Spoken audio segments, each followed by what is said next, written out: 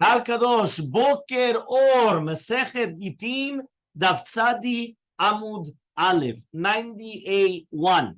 Says the Mishnah, Bet Shammai only Bet Shammai comes and they say, Lo yigaresh adam et ishto lemke matzav ha'davar. The only reason, meaning if you would come to a bedin, the only reason you're allowed to divorce your wife is only if you found an immoral problem with your wife. Meaning a person comes and he says, nah, she burnt the food, she's an argument. You would throw him out. The only way to divorce her is if there was something of immorality. If there's nothing of immorality, there's nothing what to talk about. That is the shita of Bet Shammai shneimar ki masava ervat davar. What do you mean? You found something of an ervat, something of immorality with her. Okay? That is the shita of Bet Shammai. Bet Hillel. Bet Hillel come and they say, afilu itdicha tafshilo. She burnt the adafina. She burnt the chamin. Boom. Tizrok ota. Yeah, divorce her. Yeah, third shita, shneimar ki matza ba ervat davar. They are saying o erva, o davar, meaning o, one or the other. Last shita, Rabbi Akiva comes and he says, afilu matzah acheret na'emena. Even if you found a prettier wife than her, what do you need her? Get somebody else. Shneimar vayayim lo timsa chen be'enav. So we already actually explained many different explanations in this Mishnah. I'll give it to you very, very big kitzur. We actually brought down one of the explanations, which one of the explanations is what's the machloke between them. Bet Shammai comes and he says, which is obvious, only if you found something immorality. Bet Hillel come and they say, kimatza ba'ervat davar. Says the Ben Ishchai. The Ben Ishchai explains this in his sefer. He's got an incredible sefer, which basically there he explains many different things. And it's not the one on the Shas or it's not the Ben Yehuda and things like that. And there, basically, the Ben Ishchai comes and he says, tafshil of the husband is a zera, is a semen, which means that if she burnt his semen, means that she went and she took out a semen that she didn't want to become pregnant. So if she comes and she does that she takes out the semen without his knowledge, so that's ki'ilu, considered like an advice, something considered like something immoral. The 1 second, he's got his obligation to have children. She comes and she took it out, she burnt it, she got rid of it. He's allowed to divorce her. That is the shita of pills. Yeah, whatever it was. There's many different fashions, whether it's pills or other ways, and therefore by doing that without his permission, that's considered shema yigdicha tavshilo. The shita of Rabbi Akiva, we already explained it in different ways. One of the ways they explained it is that the Ben Ishchai explains it that really be'emet you're allowed to get married to another woman. So you went to her and you said, listen, I already have frecha, and I want alegria, or I want the other one. Yeah. So what happens is that Fortuna. Yeah, he says, right, or Rowena, or all the other names. Yeah. So he comes and he says, she comes, she says, no, over my dead body. So he says, okay, so now you're allowed to divorce her. Why? You gave her the choice. She doesn't want, so now you're allowed to. That's the shita of the Ben Ishchai. There's another explanation that he says that they asked the following question: how could it be that according to Shtat Rabbi Akiva, was ve'aftarecha kamocha? They're the ones that he's the one that everything has to do with and he's the first one that said, no, you just found a prettier wife, and now you just come and you divorce her. How does that work exactly? It's not like, knowing who Rabbi Akiva was. So they answered the exact opposite. According to Shtat Rabbi Akiva, the fact that you could find someone more beautiful than your wife, it means that there was a pagam in the marriage, there's a defect in the marriage, that for that you have to divorce her. Because if a person really loved his wife, there's no such thing as finding somebody more beautiful than his wife, or somebody even in Miami Beach. Anywhere in the world, right? So because of that, he comes and he says that's why he has to divorce her. That is the shita of Rabbi Akiva. Says the Gemara, Tanya, we learned in a Braita. Amru Bet Hillel Bet Shammai. Says Bet Hillel to Bet Shammai. So we learned in a Braita. Bet Hillel come and they say to Bet Shammai, Davar. It says 1 second. It says Davar. Why does it have to? Right? Ki matza ba'erva. Why does it have to say Davar? According to Bet Shammai, that they say that you could only divorce your wife because of erva. Why does it say Davar? Amrullah Bet Shammai come and they answered Bet Hillel, Valo kvar ne'emar ervat. According to you, why did it say ervat? Amrullah Bet Hillel said, what are you talking about? Im ne'emar ervat velo ne'emar davar. If it was only said ervat, and it wasn't written the word davar, hayiti omer, so then I would have said mishum ervat etse, mishum davar elot etse.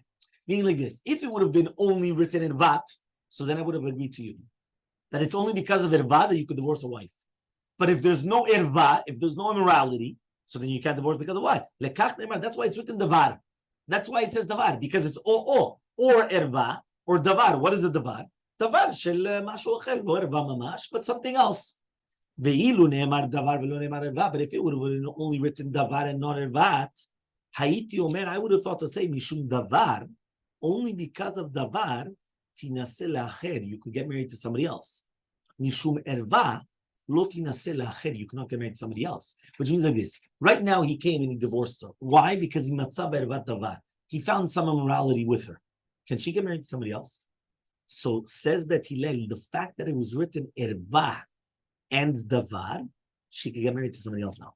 Because if it was only written because of Erva, if it was only written because of Davar, so therefore I would have thought to say, okay, you could divorce her because of Davar, because that's how they paskin. You could divorce her because of that, and she could even get married to somebody else because of that. But if it was an Erva, no, he divorces her, and she's never not allowed to get married again. Because listen, she did something immoral. Why wouldn't she do it with a second husband? She went and she cheated on the first husband. Why wouldn't she cheat on the second husband? So therefore I would say you're not allowed to get married to her. Comes to teach you, Lukach Nemat Ervat. That's why it's written Ervat, that even for Ervat, she's permitted to get married to somebody else. Obviously, the Gemara and the Halacha will say a kosher person should not get married to her, obviously. Because if you already knew that she went and she cheated on the first husband, why in the world are you going to come and get married to such a woman? Right? Who's going to say that it's not going to be you? But there are some men that they're a little bit foolish and they think that, no, for them it's not going to happen, right? Until boom, and she gives them the big makat, right? And therefore, but it's permitted. It's permitted even if it's not advisable. Until here we're clear? According to Bet Shammai, davar mayavdile. With this davar, what do they do with the word davar? Bet Hillel, we explain why does Bet Hillel need ervat and why do they need davar? Davar to teach you that even davar you can get divorced, and ervat to teach you that even you could get married, even if it was divorced because of ervat. But for Bet Shammai, what do you need the word davar? Just a kibatza by ervat. You found ervat, get rid of her. Says the Gemara, Ne'emar kan davar, v'ne'emar lahalan davar. It's written by Girushin davar, and it's written by Edut davar, also Devarim. Al pi shnei edim or pi shlosha edim yakum davar. We just read it. That basically that you did today this morning, right? You're going to do it according to two witnesses or three witnesses. Says the Gemara, just like over there, it's shnei edim, afkan shnei edim, which means we make a gzera shava, right? We make a gzera shava, the what? That you're allowed to come and you're allowed to get divorced, davar davar, which means a woman will only become prohibited to her husband when there's two witnesses, right? That means it's not enough just one witness, because we did already learn sotah, we spoke about, one witness, two witnesses, right? Whether it's kinui, whether it's stira, whether it's all these things. So therefore it comes over here in the Gemara, and the Gemara is going to come and teach us that what? That you need two witnesses. Where do they learn it from? Davar davar, meaning the word davar, which is written, is not the sibalit karesh. It's not the reason to divorce. It's how do you divorce the erva. Meaning, kimatza ba'erva. You have to find an erva. How do you find the erva? Davar. What does davar mean? Davar is not a siba. It's not a reason. It's a gzera shava. Davar, davar. Two witnesses for the erva. Okay, until here we're clear. What means if the husband, let's say, there's the Gemara, Bet Hillel, and according to Bet Hillel, Mi ketiv erva bedavar, mean like this. Bet Hillel doesn't like this explanation. The reason why was they say it doesn't say ki matzah ba'erva bedavar. Bedavar means with the davar. What is the with the edim? It doesn't say bedavar. It says ki matzah ba'erva and then davar. So it's mashma o erva o davar. That's the way Bet Hillel learned it. Bet Shammai, according to Bet Shammai, big ketiv is written o erva o davar. So Bet Shammai says but it doesn't say o either. It doesn't say ki matzah ba'erva o davar o erva. It doesn't say o. And Bet Hillel, according to Bet Hillel, that's why it's written ervat davar. That's why it says ervat davar b'smachma, that you're allowed because of the erva or because of the erva. Meaning that's how. So it's a machloket. How do you expound upon the different psukim? How do you learn them up? Okay, fine. Next, Rabbi Akiva comes and he says, even if you're going to find another woman that's even more beautiful than her. What is the machloket between Rabbi Akiva and everyone else? The Resh Lakish with the Resh Lakish. The Resh Lakish says Resh Lakish, ki meshamesh be'arba leshonot. You know that the word ki actually means 4 different languages. I, dilma, ela, deha. Right? If, maybe, rather, and but. What does that mean? These are the 4 different languages that the word ki could use. Now, what did it say? It said, ki matzah ba'ervat davar. Right? What does the word ki mean? So, Bet Shammai come and they say, you're not going to find favor in his eyes. Ki matzah ba'ervat davar means deha, because behold, he found levat davar. That is explanation of ki. It means ki means deha. That she found, that he found ervat davar. Rabbi Kiva savar ki matzah ervat davar. What does it mean by yakim?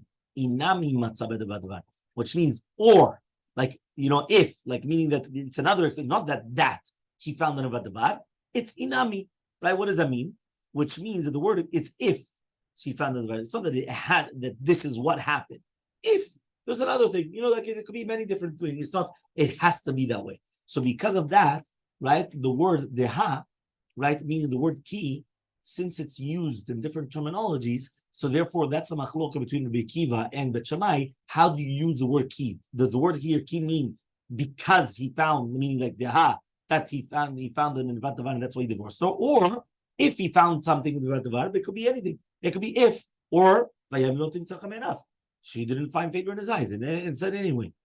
Okay, fine. Elmaleh Rav Papa l'Rava. Says Rav Papa to Rava. Lo matzah ba lo erva velo davar ma'u. What happens if he didn't find not an erva and not a davar? So Elmaleh comes and he says, 1 second. Midikala Rachmana, since the Torah says by honest, lo yuchal shalcha kun yumav, that if a person comes and he's me'anes a woman, he violates a woman, he's never allowed to divorce her.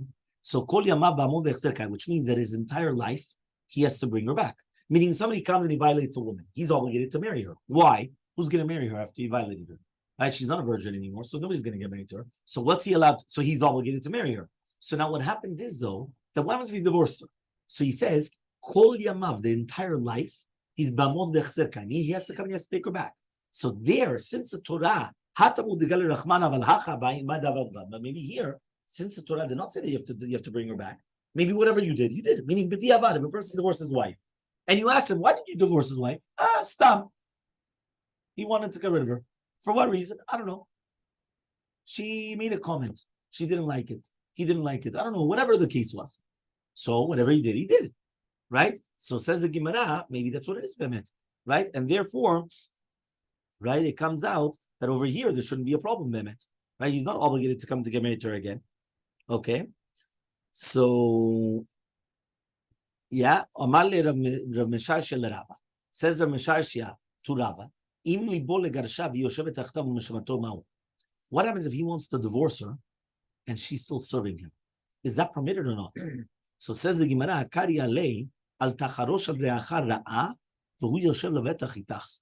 do not plow with your friend, or do not be quiet with your friend, right? When you're doing something bad to him and he's asserting with you. Which means some people, they like to backstab, right? It's mamash, it's like their minhag. They have a minhag of backstabbing. They like to backstab, right? It's a pasuk mifurash. Al tacharesh al re'achar ra'ah. Do not come in whether the explanation is al tacharesh means to keep quiet, like cheresh, like a deaf mute, or right, you're like plotting something, right, on your friend, something bad. But he's sitting with you as if he's the best friend, and the guy really is coming and backstabbing you. So the same thing. If she's right now with him and she's serving him. Now, there's going to be a machloket in halacha. What does it mean serving him? Does it mean mamash with relations? Or even just stam serving him, even without relations? The fact that she thinks that everything's okay, and really, be'emet, he's plotting to divorce her, it's an isur. An isur. Yeah, an isur gamur. Right? Why is an isur gamur? Because he wants to divorce her. What's he doing? You saw that the guy who has one relationship and then he puts out the exactly 100%. Right? It's isur gamur. Isur gamur. Okay, there's actually going to be a machloket. What is the isur from? Because there's teisha midot. The teisha midot is one of the 9 midot is that a person wants to divorce his wife and he has relations with her, right? So there's a whole question that if that's already asur, so why do you need this? Right? There's a whole question. Maybe there it's only for a child. Maybe it's without a child. There's a ravad. There's a lot of going back and forth, but that's the concept. Okay, fine. Tanya, we learned in the Raita. This is very interesting. Says the Gemara. Rabbi says, just like people like food differently, they like women differently. Yeah, what does that mean? Some people, a fly will fall into their cup. They take it out. They're not going to drink it. They're going to throw it out. It's Papus ben Yudah. He used to close the door and he used to lock the door when he used to go out of his house. Okay? If you look in Rashi, on the bottom, right? It says here, Deot b'machal, Deot b'nei adam chalukot b'istanisut shel machal u'mishteh. Some people, they have in food, they're very finicky, they're very picky or not. And some people, that's what it says here, that they'll come and they'll become disgusting with it or not. The same thing is to do with people. Some people are makpid, and some people are not makpid at all. So what was Pavus ben Yehuda? Bala shel Miriam megadla neshaya haya. He was the husband of Miriam megadla neshaya, the one that used to do the haircuts, right? They used to megadla neshaya. So he says over here, Ushiyotze mi beto. So when he used to go out of the house, leshuk, to the shuk, noel dele befanea, he used to lock up the door. Shelo tedaber klal lechol adam. She should never speak to anybody. Umida she'eno hogeneti, but it's not good. Why? Shemitoch kach eva nichneset benehem, because then he puts eva between them, he puts jealousy between them. Mizana tachtav, and she has relations behind him. Who is the one? Who's Miriam? Mary. The Gemara Masechet Chagiga actually says that Miriam megadla neshaya, the Malach HaMavet wanted to take Miriam megadla neshaya, and instead of taking Miriam megadla neshaya, she took another Miriam. Meaning that the Satan, the Malach HaMavet, he wanted to kill the mother of Yeshu, and instead of taking her, he took another Miriam. There's a whole question there in the Gemara. Does it exist? What? And he was born from. She wasn't a virgin. It was immorality. It was a mamzer. He was a mamzer, and that's why he was very, very sharp. As they say, the mamzerim, they're very, very pikrim. They're very, very sharp. Right? They're very smart. They're very sharp. I think why? Because he did a maaseh azut. Meaning the parents, they did something of audacity. So that's why they're chutzpanim also. The people, the Gemara says, if a person has chutzpah, it's probably a siman that he's a mamzer. You know, ad kedei kach. So is that Pampus ben Yehuda is the one who was Yes. locked up? Yes. So he was the husband of He was the husband of Miriam megadla neshaya, and the original husband. But then somebody cheated on with her, and then they had Yeshu. So why do the The first shita was of Pampus ben Yehuda, which is basically so makpid on the tzniut, right, that it's not good, because if you squeeze too much, they break, right? You squeeze, it pops. Fine. יש לך אדם שזבוב נוטל לתוך חסו, צורכו ושותהו, זו מידה כל אדם שמדברת עם אחר וקרובה ומניחה. What does that mean? There's another person that a fly will fall into the drink. He'll take it out, throw it out, but that's it. So who's that? It's a normal person. What's a normal person? You're going to let your wife speak to her brothers, to her family members. So you're not going to be so makpid that they're going to lock the door on her. She's not allowed to speak to any man in the world. You're not going to do that. But you're going to let them. So that's this one. Right? Some people, the zvug will fall into the plate. He'll suck it and then he'll spit it out. What is that? That's midat adam ra'ah. That's a terrible person.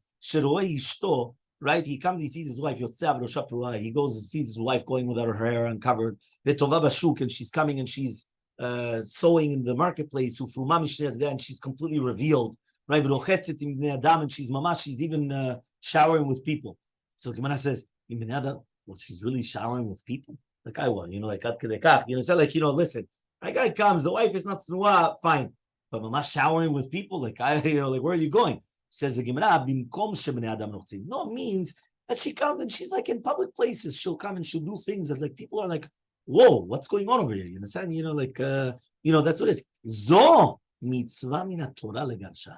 It's a mitzvah min Torah to come into divorce of Shneimar. Ki matzah ba ervat davar v'shilicha mi beto. You have to send her from your house. Right? The pasuk comes and he says, what does it mean that she went and got married to somebody else? Hakatuv kirao acher. Why is the pasuk calling him acher? Somebody else. Lomar she'en ben zebu ben zugo l'rishon. It wasn't a ben zug for the first one. That's why it's called acher. Ze otzi desha mi beto v'zechnisa. This guy came and he divorced her because she was a reshait. The second guy came and he brought a reshait into his house. That's why he called him like that, like acher. Zacha asheni shilcha. If the guy was zoche and he has zechuyot, the second guy will send her out. So the second guy will come and will hate her. But if not, kovrato, she will bury him. Meaning, ad kedei kach, and that's why it's very important that a person should understand. First of all, there's a mitzvah to divorce the woman in such a way. But mitzvah sheni, the second person who's taking her in, pay attention to what you're doing. Why? Because now if the other guy comes and he takes her in, he's in trouble. So he says, if the guy has zechuyot, at least he'll get rid of her. If he doesn't have zechuyot, she'll bury him. Right? Because that's what it says. Right? Why? It's worth it for him to die. Because this guy took a reshait from his house and this guy brought in a shayit, right, from his house. So therefore, it's so important, right? A person just understands. There is no brought down in the halacha that if they were both not religious, and now they're doing chozeh b'tshuva, he cannot divorce her for the pritzut. Because basically when he got married to her, he already knew that she was like that, and they were both like that. So therefore, now all of a sudden, if he's becoming more religious, he can't all of a sudden just wake up one day and says, it's a mitzvah to divorce her. No. You have to try to make her do teshuvah with you and so on and so forth. And, you have to, it's not just like, that's it. You understand? But it does happen. The once in a while they come and they get divorced afterwards, but they divorce happily because, he started becoming very religious and she wasn't and so on and so forth. Fine. Says the Gemara, another concept of a machloket, ki saneh shalach. It says over here that the one that sends is going to be hated. What does that mean? Rabbi Yehuda says, im seneta, we're in Tzad Yamubet, 90b. Says Rabbi Yehuda comes and he says, im seneta, if you hate her, shalach, send her away. Rabbi Yochanan says, no. Rabbi Yochanan says, sanuyam shaleach, the one that sent her away is hated. Meaning, who's hate? The word hate, asher saneh shalach, the one ki saneh shalach. You send her because who's it going back on?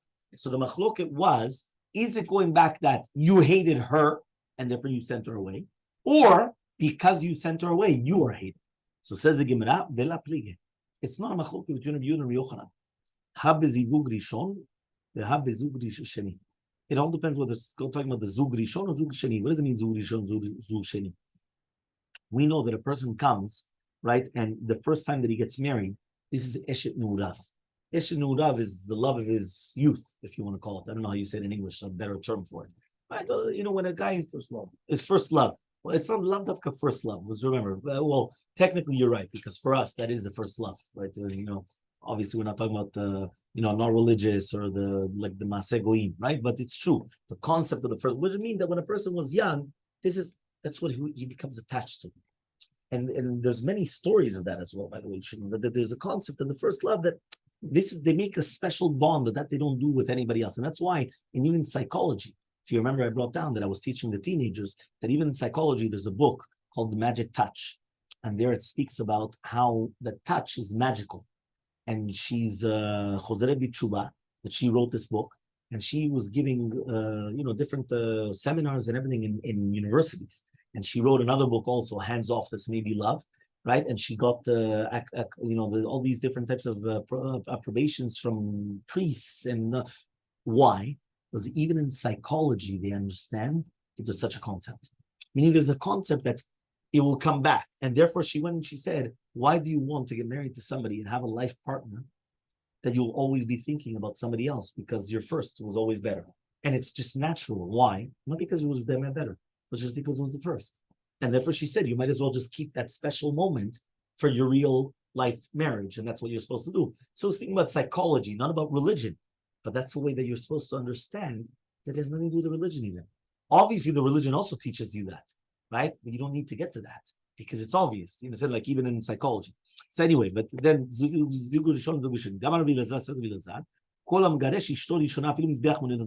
if somebody's going to divorce his wife, even the mizbeach is going to come and going to start putting out tears.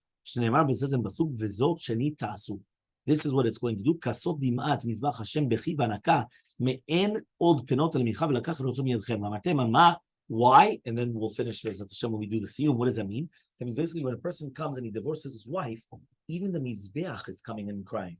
Now the explanation in this is actually very famous because the Gemara Masechet Berachot says that when somebody comes and he's misameach hatam v'kala, it's as if he's building a mizbeach.